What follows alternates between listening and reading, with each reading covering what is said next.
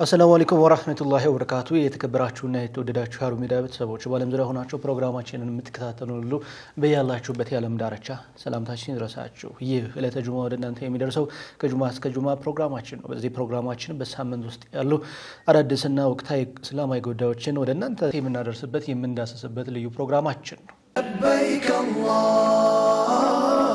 ያለው ነገር ሂደቱ በጣም የተመቻቸ በመሆኑ ውስጤን በጣም ነው ደስ ያለኝ። መስተንግዷቸው በጣም ደስ ይላል። መኪናውም፣ ባሱም፣ አየር መንገዱም አቀባበሉ ቆንጆ ነው።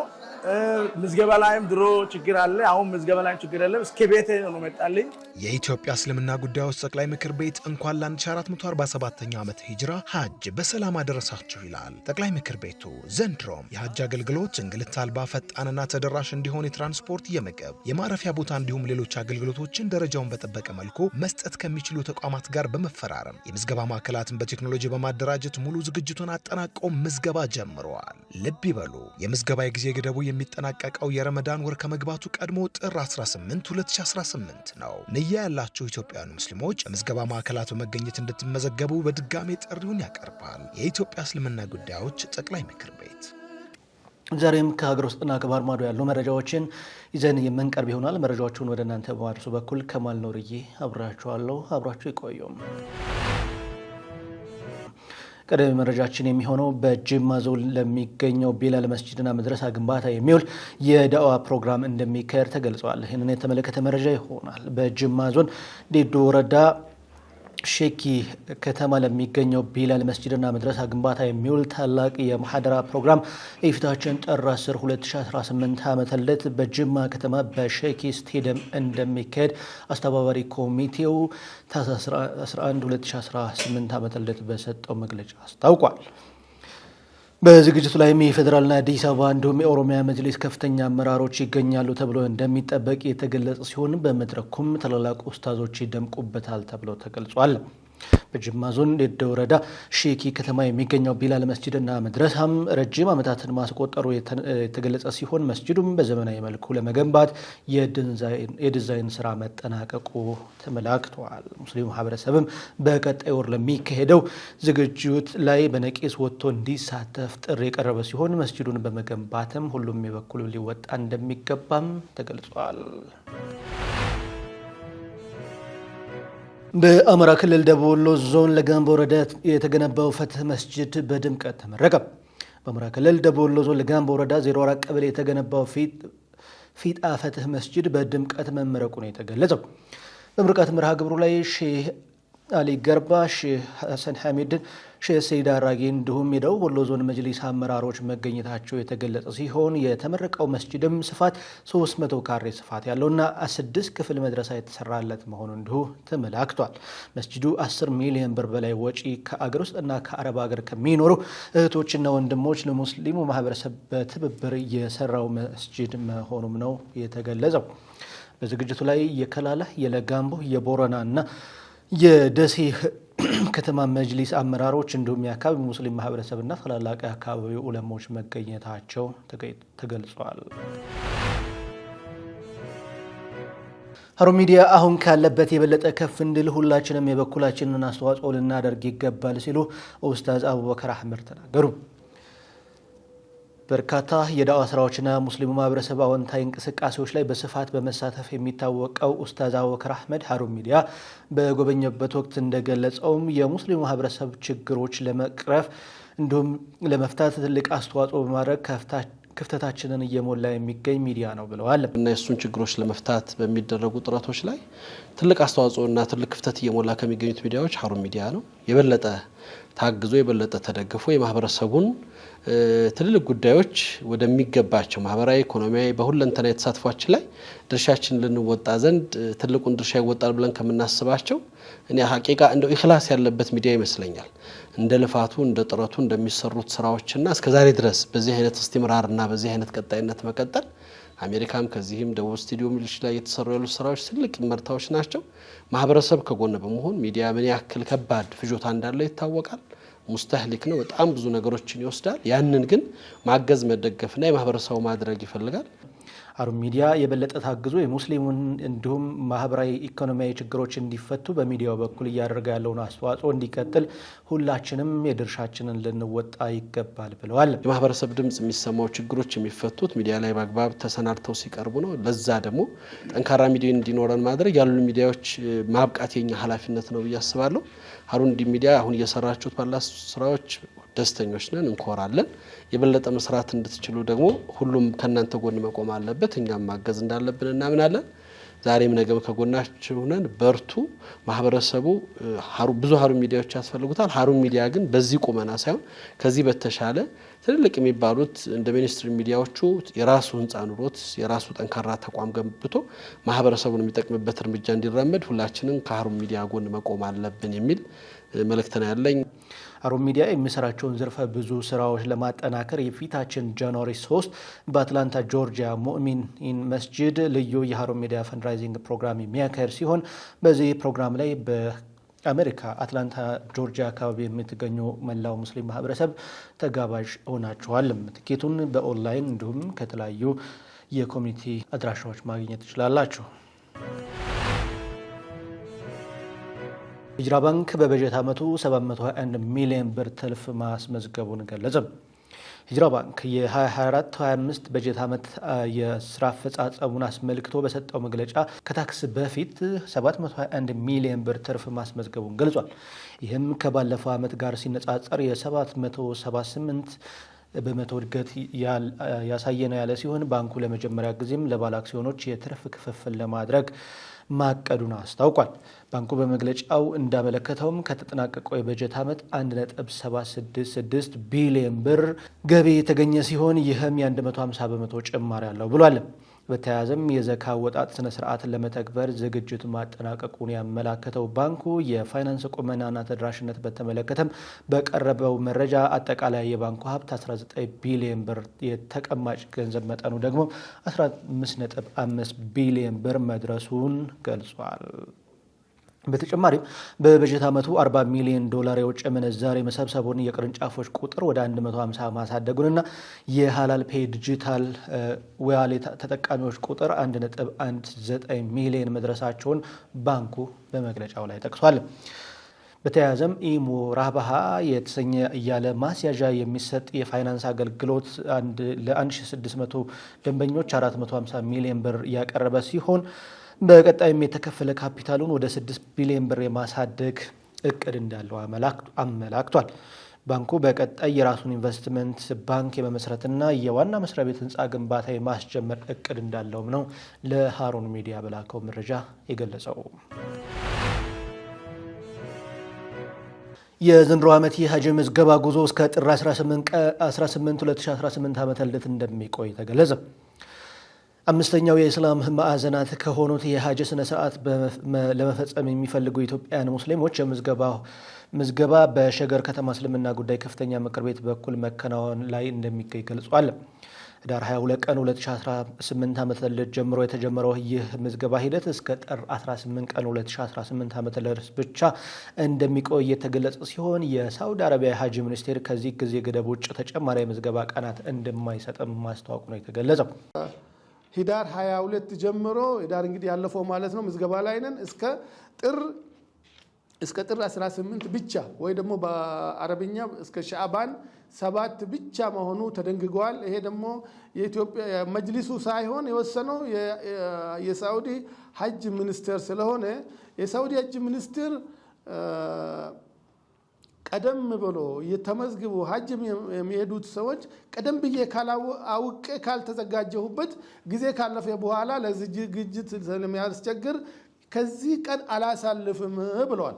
ስለዚህ ካሁን በፊት የዘንድሮ ሀጂ ክፍያ በተመለከተ ባለው ወቅታዊ የዶላር ምንዛሬ ምክንያት በብር ሲሰላ የዋጋ ጭማሪ የታየ ቢመስልም ከውጭ የታየ ሲሆን ከውጭ ምንዛሬው አንጻር ዝቅተኛ ተደርጎ የተወሰነበት ዓመት መሆኑንም የሸገር ከተማ እስልምና ጉዳዮች ከፍተኛ ምክር ቤት ገልጿል።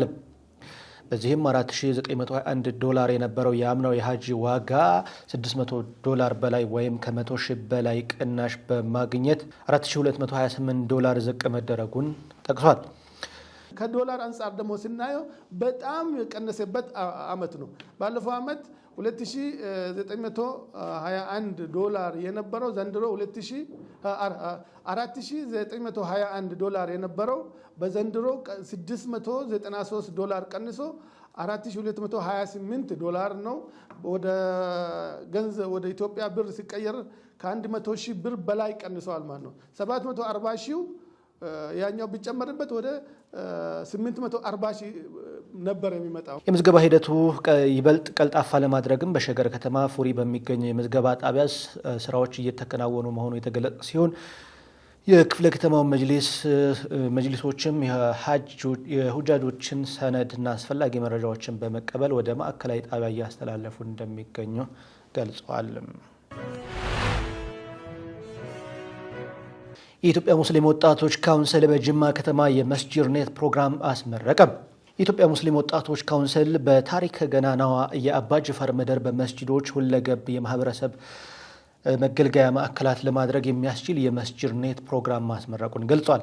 በጅማ ከተማ ሱመያ መስጂድ ውስጥ የተገነባው የላይብራሪና የዲጂታል ስልጠና መስጫ ማዕከል መስጂዶችን እርስ በርስ ማስተሳሰርና ማህበረሰቡን በኢስላማዊ እንዲሁም መንፈሳዊ ትምህርት ለማጎልበት የተለያዩ ዝግጅቶችን በማሳለጥና ለወጣቶች የዲጂታል ክህሎት ኮርሶችን ለመስጠት ያገለግላል ነው የተባለው። የኢትዮጵያ ሙስሊም ወጣቶች ካውንስል ፕሬዝዳንት የሆኑት ኡስታዝ ሃይደር ከድር፣ ዋና ጸሐፊው ኡስታዝ ከማል አረብ፣ ዋና ስራ አስኪያጁ ነብዩ አያሌውና በሌሎችም አመራሮች እንዲሁም በእስልምናና በሀገራችን ታሪክ የነበራቸው የማህበረሰብ ማዕከልነት ሚና ለማስቀጠል የታለመ የመስጂድ ኔት ፕሮጀክት ለማስጀመር በጅማ ባጅፋር አየር ማረፊያ ሲደርሱም በአካባቢው መጅሊስ አመራሮች እና ታላላቅ ዑለማዎች ደማቅ አቀባበል እንደተደረገላቸው ተገልጿል። በምረቃ ስነ ስርዓቱ ላይም የኢትዮጵያ እስልምና ጉዳዮች ከፍተኛ ምክር ቤት የስራ አስፈጻሚ አባል ኡስታዝ አብዱ ሰይድ፣ የኦሮሚያ ክልል እስልምና ጉዳዮች ከፍተኛ ምክር ቤት አስፈጻሚዎች ሰይድ መሐመድ አበይና ሼህ ከሊል አደም እንዲሁም የጅማ ዞን እስልምና ጉዳዮች ከፍተኛ ምክር ቤት ኃላፊ ሼህ መሐመድ ሳኒ አብዱል ቃድር፣ የጅማ ከተማ እስልምና ጉዳዮች ከፍተኛ ምክር ቤት ኃላፊ ሼህ መሐመድ አሚን ተማምና ዱዓቶች፣ ሀገር ሽማግሌዎችና ሌሎች ባለድርሻ አካላቶችም መገኘታቸው ተመላክቷል። ይህ የሱመያ መስጂድ የመስጂድ ኔት ማዕከል ከአዲስ አበባ በመቀጠል በክልል ደረጃ የመጀመሪያው መሆኑ የተገለጸ ሲሆን ካውንስሉ በቀጣይ በሌሎች ቦታዎችም ተመሳሳይ ማዕከላት የማስገንባትና ህዝበ ሙስሊሙን እንዲሁም ሀገራችንን ኢትዮጵያን ማገልገሉን አጠናክሮ እንደሚቀጥል ካውንስሉ ለሃሩን ሚዲያ በላከው መረጃ ገልጿል። ዳሽን ባንክ ከወለድ ነፃ አገልግሎት ሸሪክ ከባንኩ ተቀማጭ ገንዘብ ውስጥ 15.8 ቢሊዮን ብር አስተዋጽኦ ማድረጉ ተነገረ። ዳሽን ባንክ የተቀማጭ ገንዘብ መጠኑ 200.2 ቢሊዮን ብር መድረሱን የገለጸ ሲሆን ይህን የተናገረው ዳሽን ባንክ 32ኛ መደበኛ 28ኛ አስቸኳይ ጉባኤውን በትላንትናው ዕለት ባካሄደበት ወቅት ነው። ዳሽን ባንክ በተጠናቀቀ የበጀት ዓመት የ31.4 ቢሊዮን ብር ከፍተኛ ገቢ ማስመዝገቡን የተናገረ ሲሆን ይህ ካለፈው ዓመት ጋር ሲነጻጸር የ34 በመቶ ከፍተኛ ጭማሪ የታየበት ነው ብሏል። ባንኩ በበጀት ዓመቱ አጠቃላይ ሀብቱ ከ254 ቢሊዮን ብር በላይ ማሻገር መቻሉን የገለጸ ሲሆን ከገቢ እድገት በተጨማሪ የዳሽን ባንክ ተቀማጭ ገንዘብ መጠን 200.2 ቢሊዮን ብር መድረሱን ገልጿል። ከጠቅላላ የባንኩ ተቀማጭ ገንዘብ የዳሽን ባንክ ከወለድ ነፃ አገልግሎት ወይም ሸሪክ የ15.8 ቢሊዮን ብር አስተዋጽኦ አድርጓልም ተብሏል። ይህ ከባለፈው ዓመት ተመሳሳይ ወቅት ሲነጻጸርም የ42.3% ከፍተኛ እድገት አሳይቷል የተባለ ሲሆን የዳሽን ባንክ ከወለድ ነፃ አገልግሎት ሸሪክ ጨምሮ የባንኩ አጠቃላይ የብድር ክምችት መጠን በሂሳብ ዓመቱ መጨረሻ 134 ቢሊዮን ብር የደረሰ ሲሆን ይህም ከቀደመው ዓመት ጋር ሲነጻጸር የ17.3% እድገት ታይቶበታል ተብሏል። የዳሽን ባንክ የዳይሬክተሮች ቦርድ ሊቀመንበር አቶ ዱላ መኮንን ዳሽን ባንክ በኢትዮጵያ ዲጂታል ትራንስፎርሜሽን ጉዞ ውስጥ መሪነቱን እያስመሰከረ ያለ የዳሽን ሱፐር አፕ መተግበሪያ ለመጀመሪያ ጊዜ ለባንክ ኢንዱስትሪ ያበረከተበት ዓመት እንደነበረም ተናግረዋል። ትልቅ ተስፋ ያየንበት የሱፐር አፕ ነው። ሱፐር አፕ እንግዲህ በመጀመሪያ ከተከፈተበት በተወሰኑ ወራቶች ወደ 822 አካባቢ የዳሽን ባንክ ዋና ስራ አስፈጻሚ አቶ አስፋው አለሙ በበኩላቸው ለባንኩ ባለአክሲዮኖች፣ ሰራተኞች እንዲሁም ደንበኞች ምስጋናቸውን ያቀረቡ ሲሆን የዳሽን ባንክ በተጠናቀቀው የበጀት ዓመት የደንበኞቹን ቁጥር በ17 በመቶ በማሳደግ በጠቅላላው 7.88 ሚሊዮን አድርሷል ተብሏል።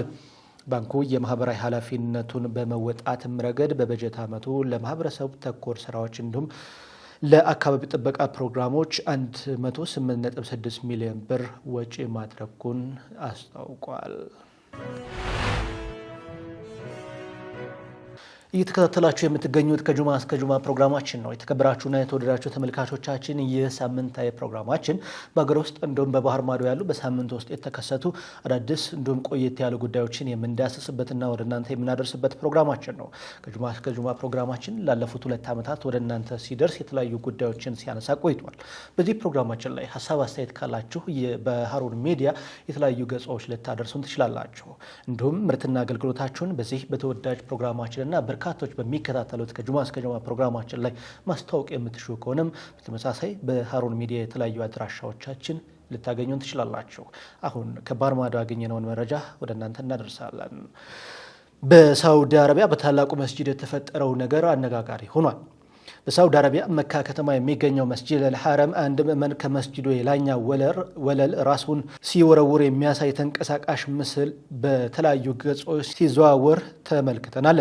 በምስሉ ላይ እንደሚታየው ግለሰቡ ከላይኛው ወለል ራሱን ሲወለውል በታችኛው የመስጂዱ ክፍል ይገኝ የነበረ የመስጂዱ ልዩ የጸጥታ መኮንን ወይም ጥበቃ ግለሰቡን ከስረኛ ወለል ጋር እንዳይላተም ያደረገው ሙከራ በመጠኑ የተሳካለት ቢሆንም ግለሰቡን ግን ከጉዳት አላዳነውም። ክስተቱን ተከትሎ መግለጫ ያወጣው የሳውዲ አረቢያ ሀገር ውስጥ ጉዳዮች ሚኒስቴር ራሱን ከላይኛ ወለል ላይ የፈጠፈጠው ግለሰብ እንዲሁም ተከላካዩ ፖሊስ በአቅራቢያቸው ወደሚገኝ ሆስፒታል ተወስደው የሕክምና ክትትል እየተደረገላቸው መሆኑን ገልጿል። በቅድስቲቱ ከተማ መካ የተገኘው ምዕመኑ በራሱ ላይ አደጋ የጋበዘበት ምክንያት እስካሁን ያልታወቀ ቢሆንም ፖሊስ ምርመራ እያካሄደ እንደሆነ ገልጿል። በተለይም ፖሊሱ ግለሰቡን ለማዳን ያደረገው ጥረት በበርካቶች ዘንድ አድናቆትን ያገኘ ሲሆን ይህ ክስተትም በተለያዩ የማህበራዊ ትስስር ገጾች እየተሰራጨና በርካቶችን እያነጋገረ ይገኛል። በሪያድ ከተማ የሚገኘው የኢትዮጵያ ኤምባሲ በሳውዲ ለሚኖሩ ዜጎች ማሳሰቢያ ሰጠ። በሳውዲ አረቢያ ሪያድ ከተማ የሚገኘው የኢትዮጵያ ኤምባሲ በኮንትራት ወደ ሀገር ለሚሄዱ ኢትዮጵያን ዜጎች ማሳሰቢያ ሰጥቷል። በኮንትራት ወደ ሳውዲ አረቢያ ሄደው አሰሪዎቻቸው ጋር ቢገኙም የተሻለ ስራ ለማግኘት ኮንትራታቸውን አፍርሰው የሚጠፉ ዜጎች ድርጊታቸው ለጉዳት ሊዳርጋቸው እንደሚችልም ነው ማሳሰቢያ የሰጠው። ኤምባሲው ማሳሰቢያ ያወጣውም የሳውዲ አረቢያ መንግስት የስራ ህግ ተላልፈዋል ባላቸው ነዋሪዎች ላይ ከፍተኛ የሆነ ቁጥጥር ማድረግ ከጀመረ በኋላ ነው። የሳውዲ አረቢያ የሀገር ውስጥ ጉዳዮች ሚኒስቴር ባሳለፍነው ወር ከህዳር 11 እስከ ህዳር 27 ብቻም ኢትዮጵያንን ጨምሮ ህገወጥ መንገድ ወደ ሀገሪቱ ለመግባት ሲሞክሩ የነበሩ ያላቸውን 1667 ሰዎችን በቁጥጥር ስር መዋላቸውን አስታውቋል። በቁጥጥር ስር ከዋሉ የኢትዮጵያን ዜጎች ቁጥርም 57 በመቶ መሆኑ የሚኒስቴሩ ሪፖርት የሚያመላክት ሲሆን ከኢትዮጵያን በመቀጠልም ከፍተኛ ቁጥር የያዙት የመናውያን በመሆናቸው ተጠቅሷል። ሰራተኞች ህጉን ጠብቀው እንዲሰሩ ያሳሰበው ኤምባሲው በዚህ መልኩ አስቸጋሪ ሁኔታ የሚገጥማቸው ከሆነም ደግሞም ለኤምባሲው ማመልከት ወይም በአካል መቅረብ አስፈላጊውን ድጋፍ ማግኘት መብታቸው ማስከበር እንደሚችሉም ነው በሳውዲ አረቢያ ሪያድ ከተማ የሚገኘው የኢትዮጵያ ኤምባሲ ያሳወቀው። አብራችሁን ስለነበራችሁ ስለተከታተላችሁን ምስጋናችንን እያቀረብን የዛሬው ከጁማ እስከ ጁማ ፕሮግራማችን ይህን ይመስል ነበር። ሳምንት በተመሳሳይ ሰዓት በሌሎች ጉዳዮች የምንገናኝ ይሆናል። የሳምንት ሰው ይበለን። በያላችሁበት የዓለም ዳርቻ ሰላምና መተሳሰብ ከእናንተ ጋር ይሁን። ወሰላሙ አለይኩም ወራህመቱላሂ ወበረካቱ።